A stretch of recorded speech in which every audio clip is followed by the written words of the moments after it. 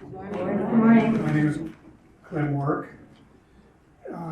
Thank you for coming to this special presentation. I would like to introduce our fellow presenters. Starting to my right, Jim Wiley, Lucia Solorzano, Keith Kuhn, and Liesl Strohmeyer. And each of us will be narrating parts in this written script. I'd also like to draw your attention to the paintings to Liesl's right there to your left that I think kind of symbolize what exactly we're talking about today, the connection between the flight of the Holy Family. Approximately 2,025 years ago, and the flight of migrants today as they try to reach our country. I invite you to come up and see those paintings afterwards and look at them more closely if you wish. First, I want to acknowledge that we gather on the ancestral lands of the Salish and Kootenai peoples. And furthermore, especially today, to acknowledge, and in the active voice and not in the passive, that it was our ancestors who forced them to flee and to become refugees. As you know, we are partnering with the Episcopal Church's Rio Grande Borderland Ministries on our southern border in Texas and New Mexico. Their mission is simply to feed, shelter, and care for their neighbors on both sides of the border. And we have pledged to help them financially, in our prayers, and in our actions. In 1 week, 6 parishioners from Holy Spirit and Reverend G. Collins in Lewistown will be traveling to El Paso for a 1-week pilgrimage hosted by RGBM to see for themselves how they are caring for migrants, to understand the experience of migration from the perspective of migrants themselves, to deepen our understanding of what it means to welcome people who are different from ourselves, and thus to discern ways in which we Montanans can support RGBM in its mission to aid those who, like the Holy Family, desperately sought refuge in a foreign land. Later in March, a second group will be making a similar pilgrimage. Our travelers hope to bring back many stories and impressions to share with us from their own journeys. But what we want to do today is to show what we can already comprehend, that the story of the journey of the Holy Family a little more than 2,000 years ago is the story of the human family today. In our faith, we honor the story of the Holy Family's flight to Egypt immediately after Jesus' birth. It's a foundation stone in our own birth story of Christianity. It teaches us about courage, resiliency, patience amid the all too human need for refuge. It also prepares us to live the commandment to love thy neighbor. After 2 scriptural accounts, one you are familiar with and one which may surprise you, we have laid contemporaneous accounts of those who are desperately fleeing mortal danger in Central America and Mexico for refuge in the United States. The details of today's refugees may differ from those of Joseph, Mary, and Jesus. But as you will see, there are many similarities. From the Gospel according to Matthew. Now, after Jesus was born in Bethlehem of Judea in the days of Herod the king, behold, wise men from the east came to Jerusalem, saying, "Where is he who has been born King of the Jews? For we have seen his star in the east and have come to worship him." When Herod the king heard this, he was troubled, and all Jerusalem with him. Herod senses a threat and is determined to eliminate it. The wise men follow the star, adore the blessed child, give him lavish gifts, and determine not to tell Herod what they saw.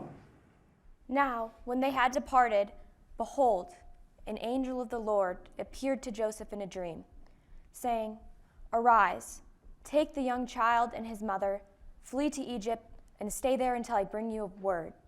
For Herod will seek the young child to destroy him. When he arose, he took the young child and his mother by night and departed for Egypt, and was there until the death of Herod. Then Herod, when he saw that he was deceived by the wise men, was exceedingly angry. And he sent forth and put to death all the male children who were in Bethlehem and in all its districts, from 2 years old and under. Those death threats by Herod were very real. So, fearing mortal harm to the infant Jesus, the Holy Family had fled suddenly and at night, making the long journey through Hebron, Gaza, the Sinai Desert, and into Egypt, where they sought refuge in a land renowned at the time for its spiritual hospitality, though, as we'll see, not everyone was friendly. Our scriptures tell us nothing of their stay, but the scriptures of the Coptic Christian Church in Egypt have a rich account of the Holy Family, a 3.5-year stay in Egypt, as revealed in a vision to the 4th century patriarch of Alexandria, Theophilus, in which Mary describes their journey. Then my son asked for water. I arose, took my beloved son, and brought him to the town, and asked the women I met there for water to give him. But none of them wished to give us anything, as the inhabitants of this town had very little compassion. When the thieves, who had been shadowing us, came back and went to Joseph, and while he was asleep, they abducted the sandals of my son and fled. The precocious Jesus proceeds to smash idols in various temples. Mary says, And the demons who were in the idols scoured the other towns of the land of Egypt and said to their inhabitants, If this woman enters your town, all the temples that are in it will fall. The religion of the town will cease. Our enemies will rise against us. Our town will perish. When the priests of the idols heard this, they pursued us with rods and axes in order to strike at us. They bore evil faces and shouted after us and said, Where are you going? And what is it you want from us? And what is your aim? And they chased us away.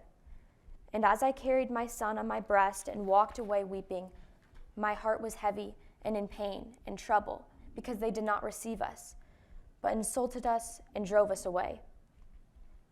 The thieves catch up with them near a deserted and dry mountain, strip them of all their garments, even Joseph, while he was standing speechless like a lamb. And Mary says, I laid my face on my son's face, wept and said, O my beloved son, O that I were in Bethlehem, woe is me. Where shall I go in this place, and where shall I flee? I fled with you from Jerusalem, fearing that Herod might kill you. But O my son, O beloved of my soul, would to God I had remained in my village, and had not undergone all this fatigue in vain. I fear lest people more wicked than Herod should take you from me. O light of my eyes, whom do I know in this foreign land? I know no village nor town. O my beloved son, let all the women who bore sons come and see my affliction, the anxieties of my heart and what befell me today. Would that they would kill me before killing you? What shall I do? O light of my eyes and health of my limbs. O my Lord, have mercy upon me and upon my exile, and do not neglect my supplication and affliction. In the Coptic scriptures, Herod learns from Satan about the Holy Family's whereabouts in Egypt, and he sends 10 soldiers to kill them. But they are warned in time. Then, according to the Gospel of Matthew, when Herod was dead, behold, an angel of the Lord appeared in a dream to Joseph in Egypt, saying, Arise, take the young child and his mother, and go to the land of Israel, for those who sought the young child's life are dead. Then he arose, took the young child and his mother, and came into the land of Israel. But when he heard that Archelaus was reigning over Judea instead of his father, Herod, he was afraid to go there. And being warned by God in a dream, he turned aside from the region of Galilee, and he came and dwelt in a city called Nazareth. Roughly 2,000 years later, there are more than 71 million displaced people in the world. And on our southern border, migrants from Central America and Mexico seeking refuge in the United States are enmeshed in a bewildering drama that in so many ways reminds us of the Holy Family's flight into Egypt. They fled because staying in Bethlehem would have meant certain death for Jesus. Here are some stories about why people today feel they have no choice but to flee their homeland. From NPR, May 10, 2021. Central Americans asking for protection at the U.S. border often say they're fleeing ruthless criminal gangs back home. In Honduras, one of the gangsters who collects weekly shakedowns is a slight 25-year-old with hoop earrings, a bright red t-shirt, and a child's bunny ear backpack. She works for MS-13, one of the largest and deadliest mafias in Americas. Her nickname, La China. My job is to collect extortion, she says. I've done it for 4 years. They have a fixed time to pay. If they delay too long, we will kill the person. Anyway, I didn't kill. My Jefe will kill me, so we have to do it. She understands well that extortion and murder are driving migration to the United States. We've had lots of people who, after we gave them 24 hours to pay up, we found their homes empty. They had to leave because they say they don't have enough money to pay the extortion.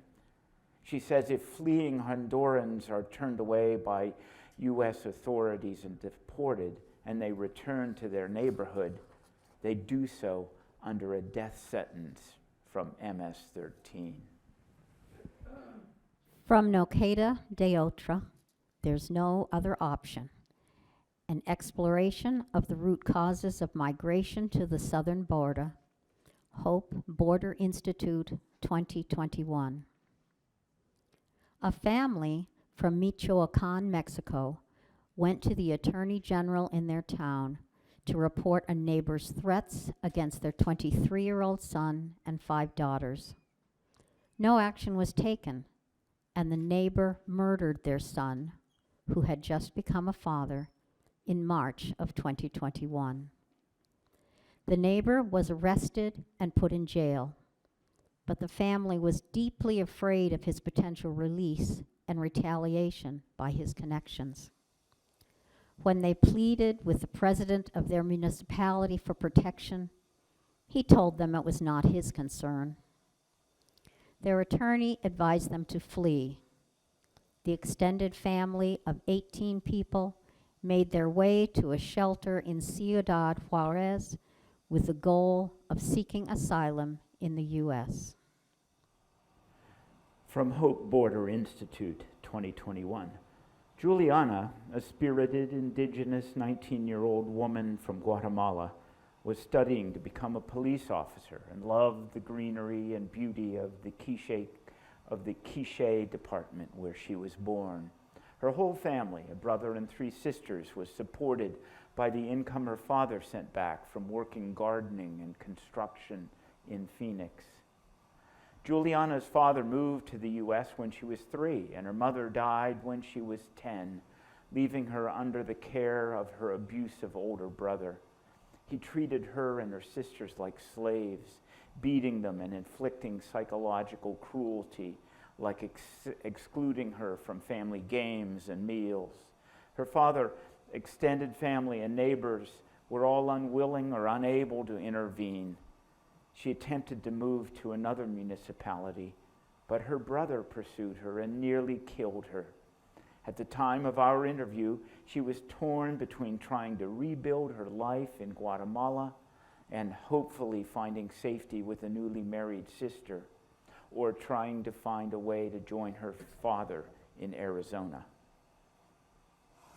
Give us the hope of the immigrant, the strength of the wanderer, the tenacity of people who will do anything to live, and soften our hearts to their justice cries. As with the Holy Family, the flight from danger itself holds many dangers. From Time Magazine, October 25, 2021, Jose Mirabal first tried to come from Honduras to the U.S. 15 years ago, but he didn't make it. Like many before and since, he boarded La Bestia, an infamously dangerous network of cargo trains that wends north across Mexico. Mirabal fell from the train and had to have his foot amputated. He returned to Honduras with a prosthetic. But 2020 was a hard year. COVID-19 strained businesses and healthcare systems, and in November, 2 hurricanes struck Honduras, leaving thousands homeless. So in 2021, Mirabal decided to try again, traveling to Mexico and boarding La Bestia. He's 40 now, and the journey is harder on his border. He doesn't dare take off his prosthetic because he doesn't want to risk it getting stolen, he said. And he needed it, and if needed, to run away quickly. He won't have time to put it back on. From the New York Times, March 21, 2021. The trek from Central America to U.S. soil has always been serious, but a massacre with many victims from one corner of Guatemala has shaken that country. A group of 13 migrants who left Comitancillo in January 2021 didn't even get the chance. Their bodies were found, along with those of 6 other victims, shot and burned just shy of the U.S. border. A dozen Mexican state police officers have been arrested in connection with the massacre. O my beloved son, oh that I were in Bethlehem. Woe is me. Where shall I go in this place, and where shall I flee? I fled with you from Jerusalem, fearing that Herod might kill you. But, O my son, O my beloved, O beloved of my soul, would to God I had remained in my village and not undergone all this fatigue in vain. Associated Press, September 17th, 2021. The jungle is very tough. We just walk without a precise idea of where we're headed, said Davison Lafleur, a 24-year-old Haitian who lived in Chile for 3 years and was traveling to the United States with his wife and their 11-year-old daughter.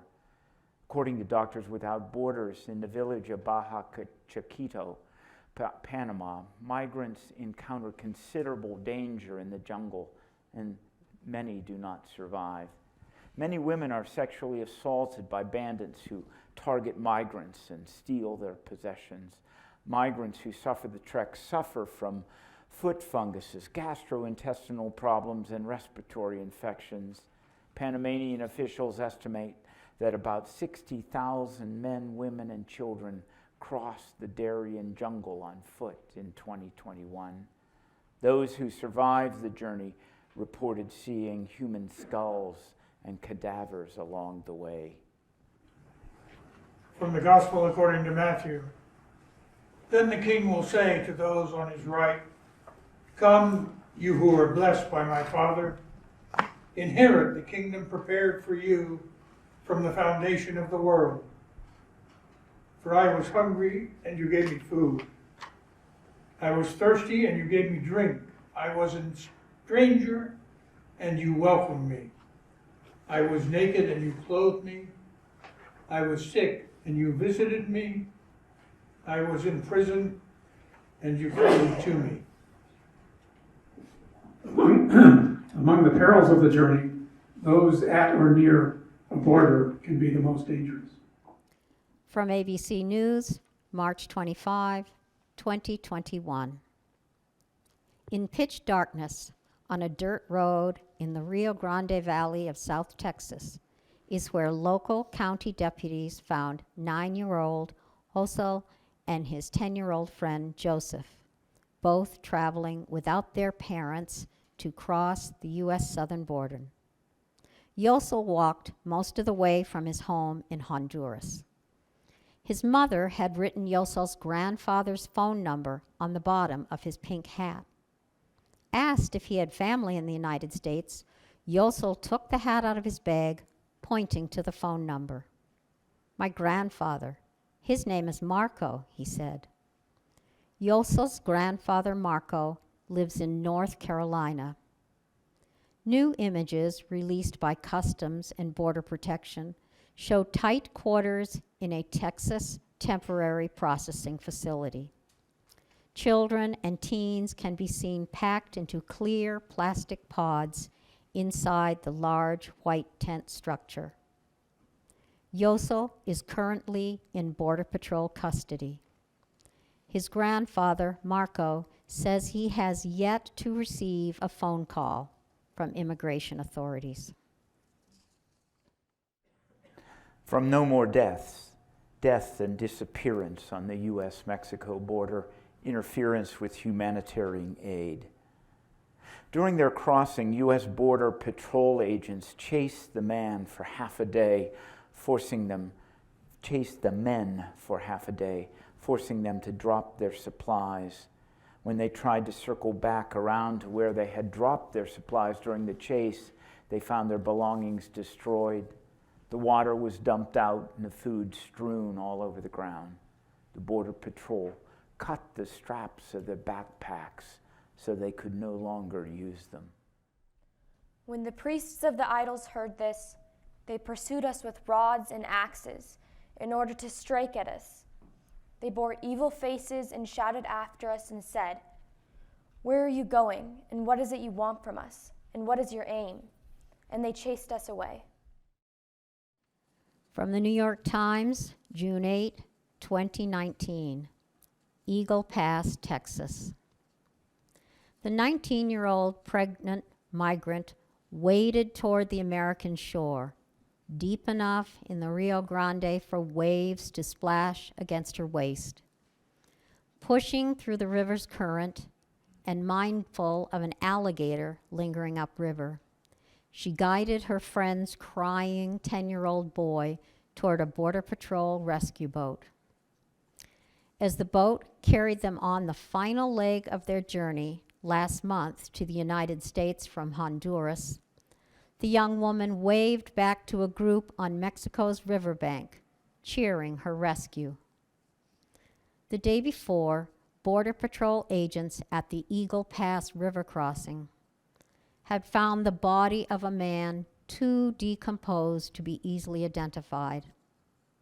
A couple of days earlier, a video of a man desperately trying to swim against the current before going limp and sinking circulated in Mexican news media. And in early May, Border Patrol agents at Eagle Pass pulled the body of a 10-month-old baby from the Rio Grande after a raft carrying 9 migrants overturned. Only 5 survived.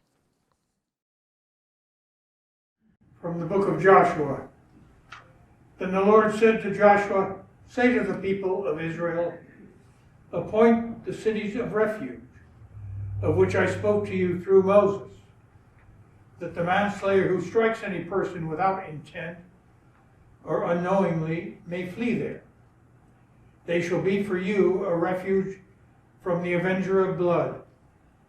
He shall flee to one of these cities and shall stand at the entrance of the gate of the city and explain his case to the elders of that city. Then they shall take him into the city and give him a place, and he shall remain with them. And if the avenger of blood pursues him, they shall not give up the manslayer into his hand, because he struck his neighbor unknowingly and did not hate him in the past. Well, asylum seekers are probably not manslayers, but as in Joshua, asylum seekers have to explain their case, if they are even given a chance. From a report published by the Central America and Mexico Policy Initiative at the University of Texas at Austin, December 2021. Migrant kidnappings have recently become another horror story for migrants returned to Mexico under the United States' Remain in Mexico policy, which forces asylum seekers to wait months across the border for their U.S. immigration court hearings. Critics have argued that the initiative, as well as that of Title 42, the public health measure put in place last year amid the global COVID-19 pandemic that has effectively suspended asylum, is cruel and places migrants in unnecessary danger. In Nuevo Laredo, the Northeast Cartel, an offshoot of the once feared Zetas, has a tight hold on migrant kidnappings, according to the report. Migrant kidnappings are an incredibly lucrative business. With the potential profits to be made, it is no wonder why crime groups have made it such a priority. For example, if a given group kidnaps 10 people a day, asking for between $7,000 and $10,000, and they average 7 successful ransom payments of $5,000 per person, that is $35,000 in profits every day.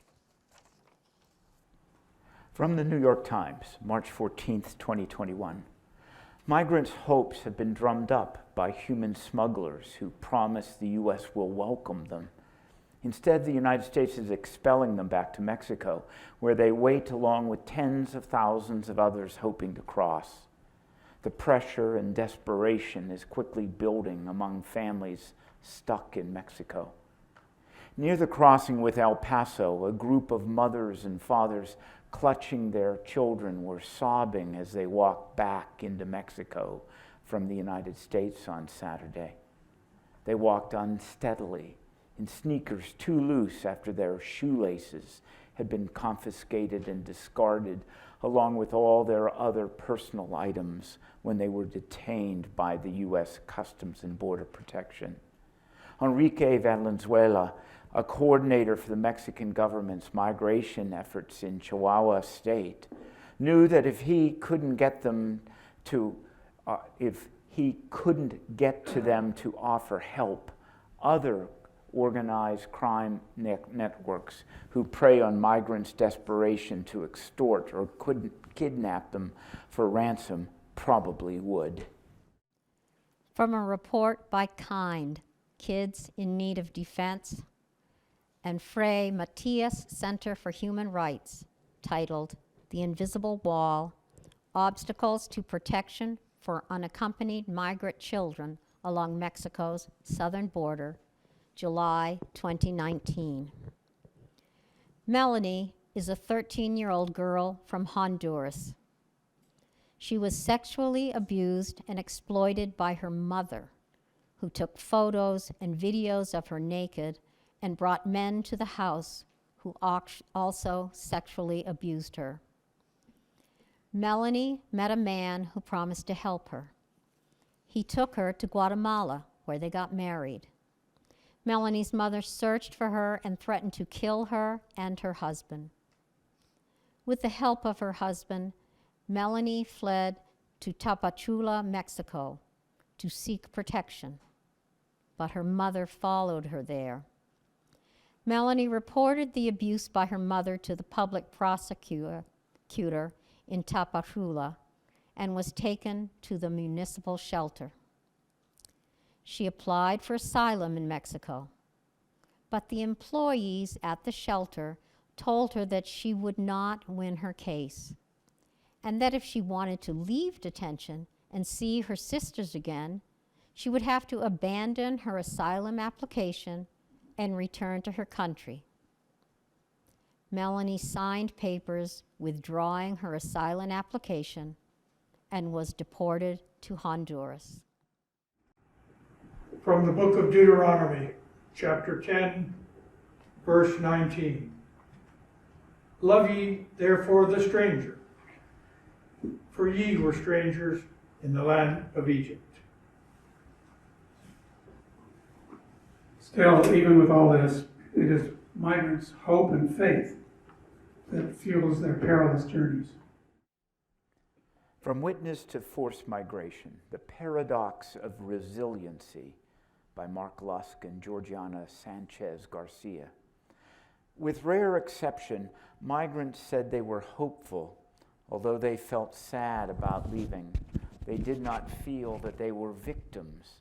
On the contrary, they framed their journey as an act of will, one aimed at saving themselves and their children. Repeatedly, they spoke of the willingness to sacrifice anything for their children.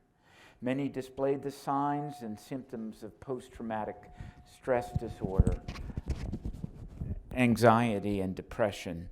Yet paradoxically, they've described themselves as having high quality of life, positive personal well-being, resilience, and deep faith. They also felt they were being protected and had a feeling of internal strength and courage that would see them through. The paper includes this testimony by a 19-year-old man. I always turned my face up to God and asked Him to take care of my child, regardless of what happened, even if I suffered, but even so. I knew that everything was happening for a reason. I suffered, but I knew I was going to reach my goal. I am going to get here because I am going to get here. Everything that happened is for a reason, and so it was. Look, here I am, and many people told me they are going to kill you. Many people told me to give my child to them. He should not be suffering. No, I am not going to give him away.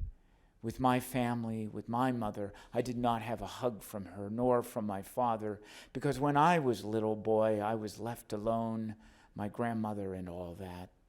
So that's what I was telling them.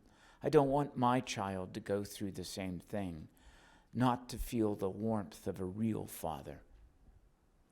From Kind, Kids in Need of Defense, December 17, 2021. My name is Franklin. When I was going to Mexico, the man who was taking me abandoned me, and they deported me to Guatemala. I was locked up for a month like I was in jail without being able to see the sun. And later, I came back again, but this time with my brother. When I was close to arriving at the United States border, they caught us and sent us back to Guatemala. When I returned for a second time to Guatemala, I felt down. I remember feeling disappointed, and I asked myself if the United States even existed. But I didn't give up. I tried a third time alone, and my brother stayed in Guatemala. I am grateful to God because I am now here. Getting to the United States was a dream come true for me. They say that what you sow today, you will reap in the future. Now I am working, and I am achieving my dreams. Foremost, I am thankful to God because my life is changing, and to this country for opening many doors. I'm also thankful for Kind because I had a deportation order and they helped me. I feel that I'm going on the right path. I'm not yet where I would like to be, but I'm working hard to be someone in life. From Padre Hector Trejo, pastor of Espiritu Santo and San Matias, shelters in Ciudad Juarez that are supported by RGBM, February 2022. When people hear from U.S. authorities that they have to come to our shelter, they cry because they imagine it is jail. When the car that brings them parks in front of a church, they begin to feel something different.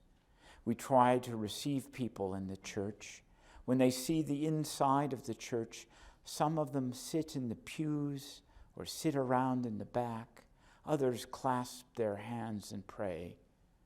I make an introduction of the church and our work in the shelter. I make sure we always have food and clothing to share with them, because sometimes they haven't eaten for days. And the children who come from detention in the U.S. often have respiratory sickness. We nourish their bodies and souls, and we allow them to bathe in long, warm, relaxing shower. We nourish the time they see a doctor if they need to. Sometimes we see 2 or 3 groups a week. Each group has 30 or 40 people. At this time, we are caring for 140 people. We allow them the space to become who they are again. The children we see are all traumatized. They have witnessed violence, been recipients of violence, and sometimes have committed violence. Please understand that this work is hard, and it is also beautiful to do. After people have been with us for a while, they heal and find themselves. They feel strong and can make better decisions for themselves. In the beginning, I tell you people, you don't know me and I don't know you. But over 15 days, we will build community and you will feel yourself are a member of this community. And now to conclude, Keith will lead us in an affirmation of faith with the Immigrant's Creed that can be found in your handout. At the very end. I invite you. I believe in Almighty God, who guided the people in exile and in Exodus, the God of Joseph in Egypt and Daniel in Babylon, the God of foreigners and immigrants. I believe in Jesus Christ, a displaced Galilean, who was born away from his people and his home, who fled his country with his parents when his life was in danger, and returning to his own country, suffered the oppression of the tyrant Pontius Pilate, the servant of a foreign power, who then was persecuted, beaten, and finally tortured, accused and condemned to death unjustly. But on the third day, this born Jesus rose from the dead, not as a foreigner, but to offer us citizenship in heaven. I believe in the Holy Spirit, the eternal immigrant from God's kingdom among us, who speaks all languages, lives in all countries, and reunites all races. I believe that the church is a secure home for the foreigner and for all believers who constitute it, who speak the same language and have the same purpose. I believe that the communion of saints begins when we accept the diversity of the saints. I believe in the forgiveness of sins, which makes us all equal, and in reconciliation, which identifies us more than does race, language, or nationality. I believe that in the resurrection, God will unite us as one people, in which all are distinct and all are alike at the same time. Beyond this world, I believe in life eternal, in which no one will be ignorant, but all will be citizens of God's kingdom, which will never end. Amen. Thank you so much. We're finished with our presentation, and we will now take questions or comments.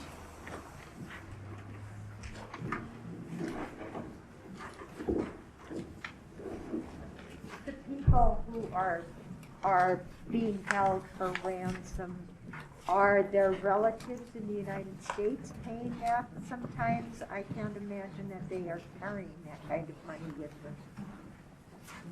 Those cases just vary. Sometimes they have relatives in the U.S., sometimes relatives in Mexico, but they or wherever they live. So, they get their ransom money wherever they can, if they can. Okay, sorry.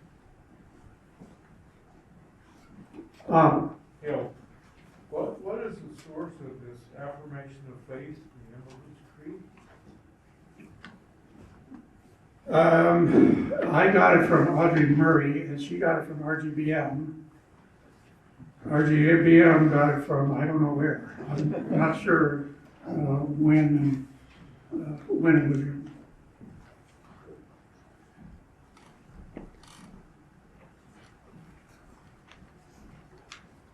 Thank you Yes. for your presentation. It was beautifully done. Thank you.